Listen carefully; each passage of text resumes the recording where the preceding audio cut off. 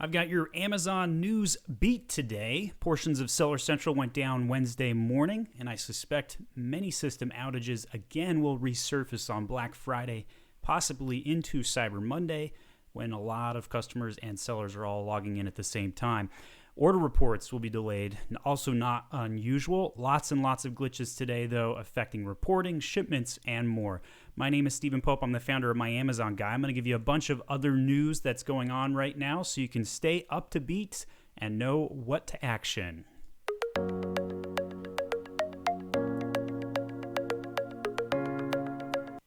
Black Friday deals launched earlier this year than we've ever seen them before, and pretty heavy competition on Amazon. Now, interestingly enough, I've actually long been stating I don't think you should be running discounts this year. I think the supply chain is just really broken now. There's obviously exceptions to that.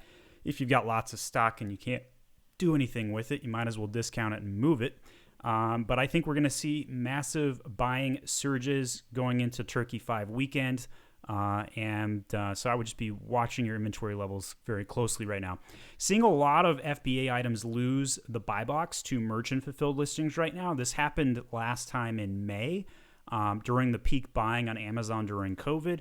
FBA system got overwhelmed. So a couple things you can do about that. You can increase your MFN prices or turn your merchant fulfilled listings off if you can't handle a surge. So we have a $1 million per month client who got hit with 700 orders over the weekend, and they literally just couldn't keep up with it.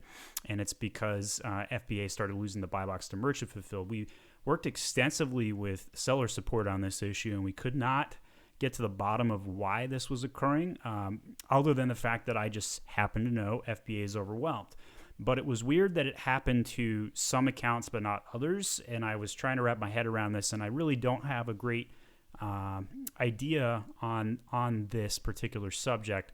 So you may need to turn off your merchant fulfilled listings if you start losing the buy box on FBA listings. So that's kind of your action item there.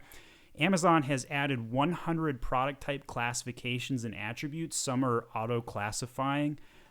Categories have been shifted all over the place this year. A lot of catalog maintenance was required in the last 60 days. We've seen more catalog problems in the last 60 days than we've seen in the last 3 years combined.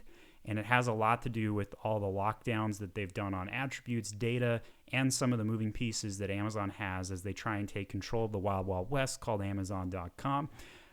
So my recommendation to you is to do suppression checks consistently.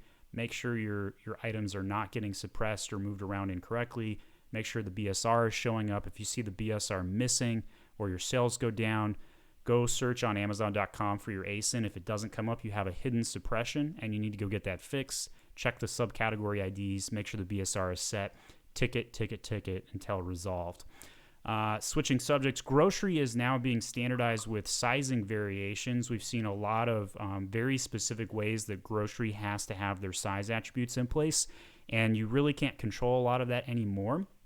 We've also seen a lockdown on changing the brand attribute. The next time you'll be able to update your brand name is January 2nd. Any progress between now and then will not happen. So just keep that in mind if you're trying to switch a brand name. Usually this happens when somebody has a trademark that they put into brand registry, and then lo and behold, it's like one letter different, or it's all caps, or nomenclature slightly off, and you have to go and switch brand names. Well, you're not going to be able to do that till January 2nd. So no last second A+ content for brands that you haven't changed to your trademark. Too late on that one. Lots of parentages being broken up for color and size. I can't really make sense of it. We've seen more parentages break up in the last couple months than we've ever seen before. It just seems like Amazon's just being really picky on this right now. And of course, reviews no longer combine in parentages, which is unfortunate for most sellers. So if you do any parentage work, be very cautious in the next 30 days. Amazon has added a gross section on the drop-down in Seller Central. Nothing of value in there, however. So just kind of an FYI. They did also add a new drop-down for brands. However, this one is quite valuable. Check it out on a weekly basis, in my opinion, to monitor your reviews and the brand analytics. India has become Amazon's second largest marketplace. And that kind of surprised me. I'm really surprised it's past Germany. Obviously, bigger population in India, but India is really not on my roadmap right now. And it's probably really difficult to sell in. Not something I would say go act upon this information, but it is good for you to know like where Amazon's growing. And maybe instead of trying to check out Singapore, Japan, or Australia, you look at India as a potential next step. I'm actually not aware of whether you can even enroll in India if it's an open marketplace. I haven't actually tried to file an application there for anybody at this stage. So it might actually be a closed marketplace, not completely sure. Amazon.com products auto-translate to Spanish. We just learned this today with a customer preference setting. And, we knew that Amazon translated your Amazon.com into Spanish for MX Records, Mexico Records. And we knew that because of all the NARF work we've been doing, the North American Remote Fulfillment Program. But we did not know they auto-translate it on Amazon.com if you select Spanish as your preference. So that was kind of an interesting tidbit. We still recommend putting in a couple of Spanish keywords peppered in on your search terms and A+ content photos. That would be a really good, smart thing for you to do. Heavy Spanish population in the States buys on Amazon. One of the biggest questions I have right now is, will the IPI requirements in January go back down to 400, or are they going to maintain at 500? I don't know the answer to that question, but I do think they will be relaxed in January. Probably even more important to that is the question of the 90-day stock limitations. So very difficult to manage your inventory with FBA right now, especially if you got a seasonal product. I do think that we'll see limitations lifted. The question is when. Will it be January 2nd? Will it be January 15th? Or will end up in February? I have no idea. If I was Amazon, though, I would probably punt it as long as I could. And maybe January, shut down parts of FBA and do some warehouse maintenance that they haven't been able to do in a year. A lot of maintenance that's probably well overdue. So that's kind of me just putting my head in the warehouse's position going into January. Brand Registry has another big update. I did another video on this as well concerning the pending trademark registration. I actually did 3 videos in the last week on this subject because it's been such a moving target. But if you have a pending trademark and you want to get brand registry, just go to brandregistry.amazon.com. It's now part of the regular trademark filing process, part of your regular brand registry process, that is. And that is obviously really important because you get access to A+ content and a bunch of other brand features. We have the best brand registry guide on the internet. Just Google my Amazon guide, brand registry 2020. And you'll see my full guide on that 20-minute video on everything Brand Registry can do for you. If you don't have Brand Registry, there is a new section that showed up yesterday to load videos for non-brands in the video load section. This was supposed to be available about 60 days ago, but just seeing it for the first time today. So it's interesting to see they finally got that put in place. It was actually my most downvoted video of the year because I told everybody that it was coming and it was coming out and Amazon said it was out and then it just never showed up. And here it is 60 days later. So people were pissed off. I said it was available and it wasn't. Sorry about that. Amazon lied. Walmart backend has potentially removed search term features. We saw this in a response on a case log that we filed with Seller Central within Walmart today. And they might, kind of me translating what this means. I think Walmart's going to rely heavier upon titles and bullet points as a result. Etsy uses tags, which is kind of their search term equivalent. Definitely be utilizing tags on Etsy. A little bit more global marketplace news now. Target's e-commerce sales jumped 154% in Q3. That's not surprising. Target's been just doing really well. Their pickup order system is also phenomenal, way better than Walmart's by a long shot, which is why we've only saw Walmart's e-commerce sales jump 79% in their fiscal Q3. So Target is leaps and bounds better, faster, smarter with their e-com plans right now. Amazon Pharmacy business added an online store, free delivery for Prime members. That's kind of a big deal, seeing Amazon get into the pharmacy game.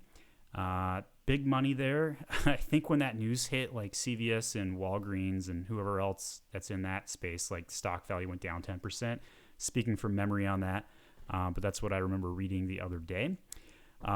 If you Google the term Amazon news, and I was, I wrote down a bunch of things that I wanted to kind of announce or say, hey, this is news or this is newsworthy. And then sometimes I try and supplement it and I try and see what other people are talking about as well. So I Googled Amazon news, and the top result states, will Amazon go bankrupt? And I was like, well, that's kind of clickbaity, right? Like, so I click on that and found it actually kind of interesting. Amazon will, it says, Amazon will go bankrupt. If you look at large companies, their lifespan tends to be 30 plus years, not 100 plus years.